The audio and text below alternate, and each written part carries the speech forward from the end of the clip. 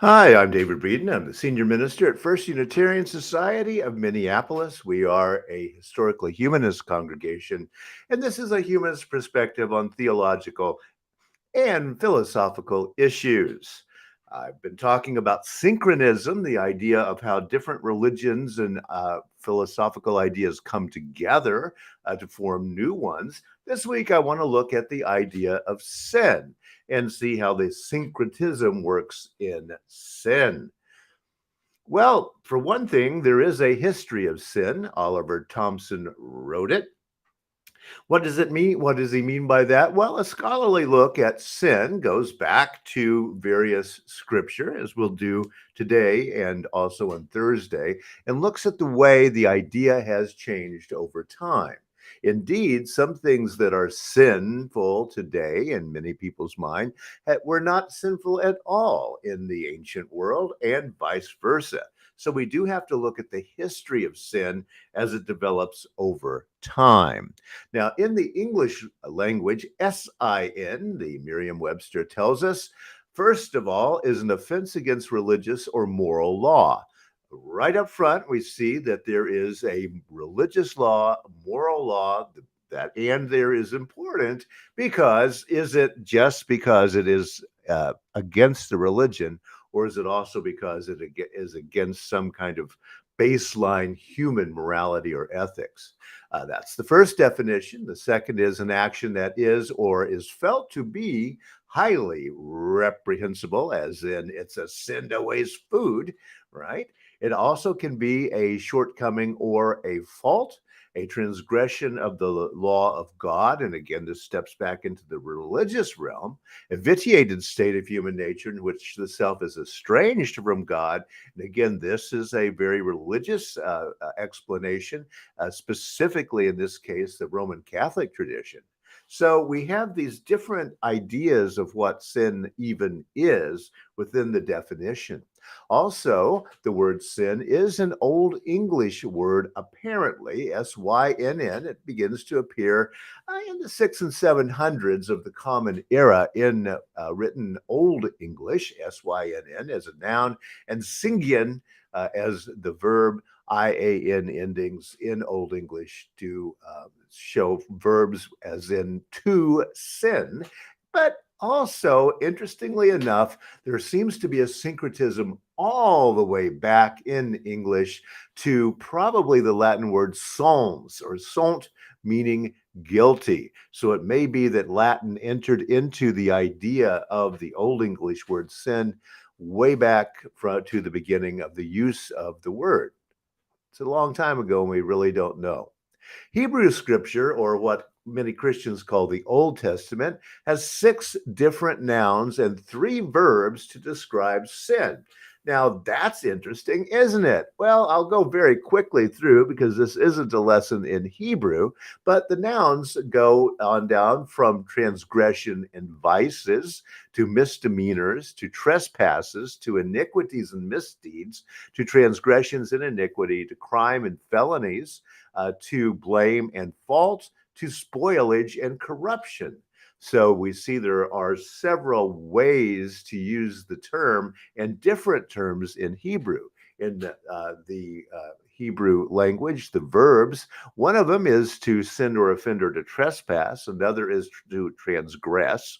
And again, you see there are subtleties within these different words. Another is to commit a crime, and another is to misappropriate or deal treacherously in business relations and personal relations, and then to be corrupt. So, very much shades of meaning within the Hebrew language, all of those words being used in Hebrew scripture, and all of them are then translated into English when the English translations occur as the word sin. But we do notice that there's no subtlety when we slap the word in English sin into all of these different uses of the word. And so that's one issue with what we're looking at is if we're looking at English translations of Hebrew scripture, we are missing the subtleties in the use of the finer points of language. Encyclopedia Britannica tells us that in ancient Greek thought, Sin was looked upon as, in essence, a failure on the part of a person to achieve his true self expression and to preserve his due relation to the rest of the universe. It was attributed mainly to ignorance. So, of course, we have two different, in the Christian tradition, two different scriptures from two very different languages: Hebrew in the Hebrew scriptures or Old Testament, and Greek in the New Testament or the Christian scriptures. But Greek thought had already developed quite a huge philosophy around ideas of sin by the time the Christian scriptures were being written down. And you notice that the ideas in Greek are very much focused on a personal responsibility of some sort of misdeed. The main word in Greek that's being used as and translated as sin is amartia. Often it has an H in front of it, hamartia, but the H is silent in English. So amartia means to miss the mark, to miss the mark, as in archery or or something. We have a target and we miss it. There is a female form, a feminine form, no part of. Peripatoma is a false step or a trespass. And here you notice that there is a subtle back into the Hebrew, who had a totally different word for that, and animos or lawlessness, and then another word, which is akrasia or lack of self control. Now, this word for sin does not occur in Christian scripture, but it does, it is the central word in Greek philosophy for the concept. And so already in Greek, we see that there are subtleties that are not going to exist in the English translation into the SIN word. Marcus Aurelius, a Stoic philosopher, for example, had this to say about sin: "It is right that man should love those who have offended him." Right? Love those who trespass against you. He will do so when he remembers that all men are his relations and that it is through ignorance and involuntarily that they sin, and then and we all die soon. So this is why you should be forgiving. We don't know what we're doing and we're all going to die fairly quickly. But this is the essence of the Greek understanding that comes into the Roman philosophy through Stoicism. It is through ignorance and involuntarily that they sin. And we remember the words of Jesus on the cross: "They know not what they do." So sin is ignorance of what to do correctly. Well, then, how responsible is the individual who is doing it with since they don't even understand, they are ignorant of the whole concept. Hippocrates, the great beginner of the physician tradition, has this to say: "Illnesses do not come on us out of the blue. They are developed from small daily sins against nature. When enough sins have accumulated, illnesses will suddenly appear." So, yeah, we can say, whoa, Hippocrates thought that sin causes disease and ill health, but there's a subtle difference here in that he believes that these are ignorances that are adding up to disease. So, probably mostly some kind of what we would later call with seven deadly sins of gluttony. Well, Plato said, and he is quoting Socrates. We've talked before about whether or not Socrates said most of these things. Plato, his great student, writes them down and says this: "The cause of all sins in every case lies in the person's excessive love of self." So the excessive love of self.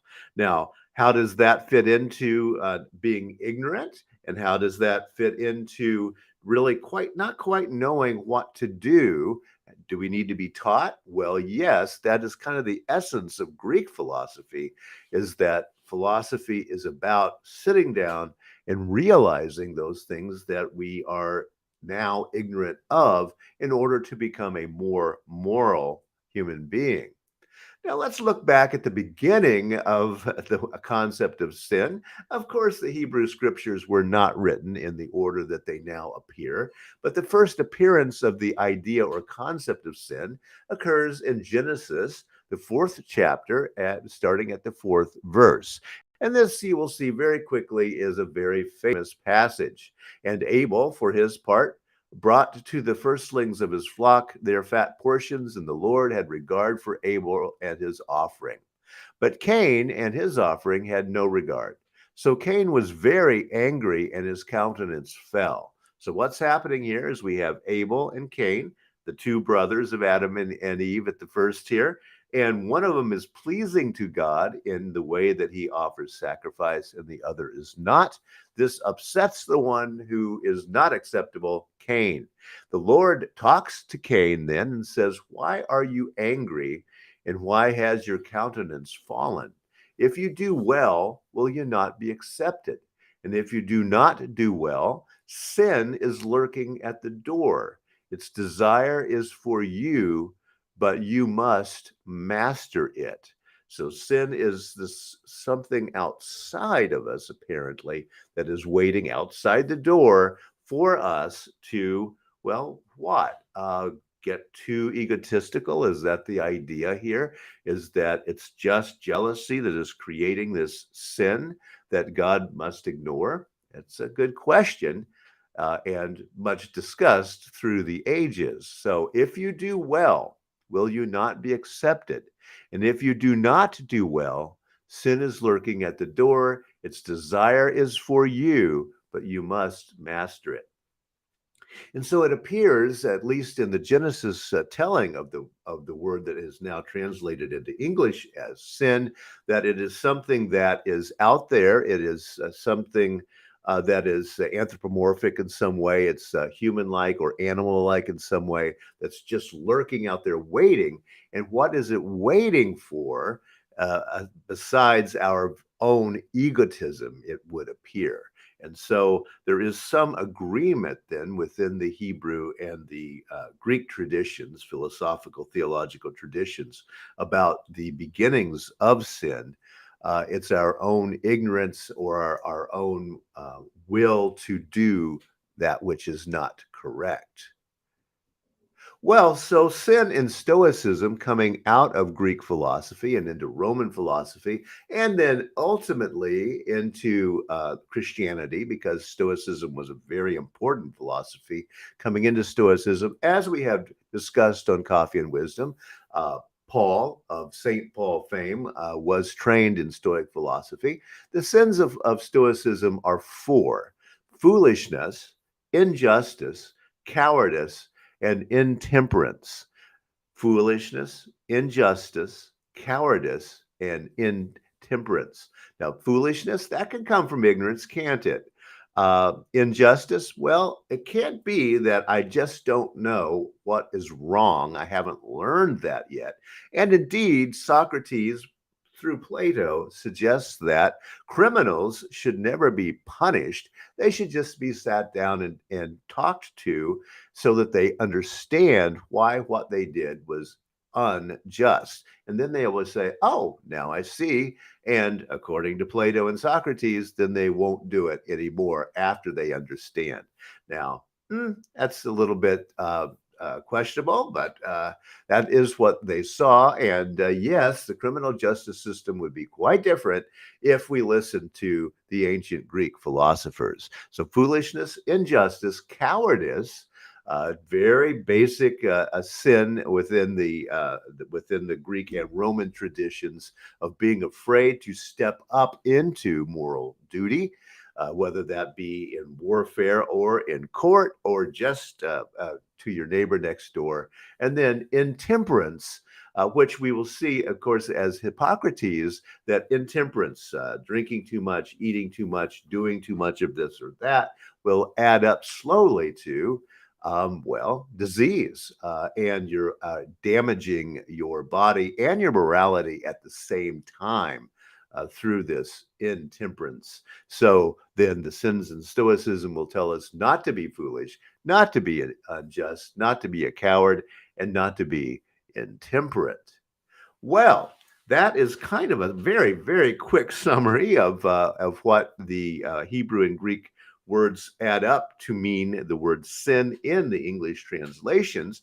And that is the Hebrew tradition that is misunderstood within the Christian tradition because of this lack of the words for the different kinds of sins. And then coming into Greek and therefore into the Christian scriptures, the New Testament, uh, again with a background in what that word means, but not a full understanding of the subtleties within it, because the Greeks had four different words for the idea that all become sin in the English language. Well, then syncretism, and I want to think about that on Thursday. Sin in Buddhism. Well, we can think about sin in various of the world religions and how they exist and don't exist, and what they mean and don't mean within the context of Western theology and philosophy. That's on Thursday.